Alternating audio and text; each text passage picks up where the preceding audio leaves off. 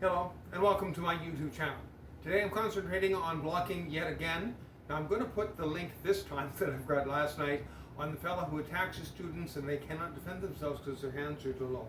Blocking works well, especially guarding the head and the torso, only if my hands are this high up. Anything lower and they're not going to work, even if I'm guarding the torso like this.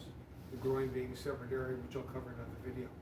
Now, the point of origin for my blocks can be here or here, but it's the same position that I can punch in, or that I can block, or I can come straight through that.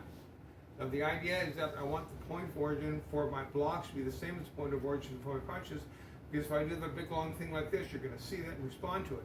Whereas on the other hand, if I'm striking down, that's going to be much harder to defend against, and if I'm blocking or striking, and you can't tell the difference between them, I can strike and then I can strike through.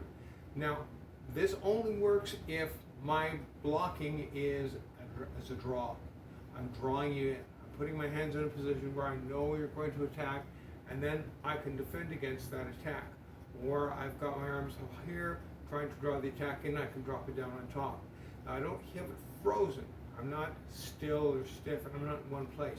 I'm in one place because of the camera. But in real life, I'm moving back and forth and all around.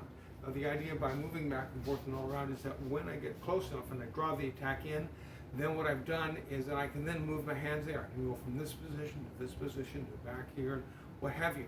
And I'm in a position where I'm always able to defend effectively against what's going on. Now, blocking has to be like blinking, just like punching. It comes out and I don't have to think about it. If I do hundreds of them, then I'll be somewhat tired. But I won't be this big, long, stiff, awkward movement. It's got to be a flicker. Just like that has to be a flicker, like a blink. If it's harder and more stiff than that, it's going to be too late. So I set up the attack, I hit your arm, then I hit you. Now a block is the beginning of my attack. In other words, I draw your attack in, I hit your arm, then I hit your torso, and I may have to block your arm on the way back out because you may have blocked and countered. So I don't just block, punch, and die. I block and I punch, and I'm set to block again if I have to go on with that move. Now, blocking as an exercise, if I'm doing this exercise is a really good and efficient coordination drill, which allows me to develop reflexes and it allows me to develop confidence through both speed and power, which are developed in my blocks. As you can see, when I do this block on the bag moves. Same thing here. Same thing here.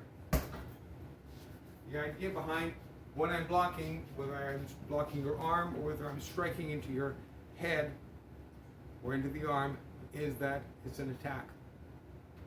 Something like that.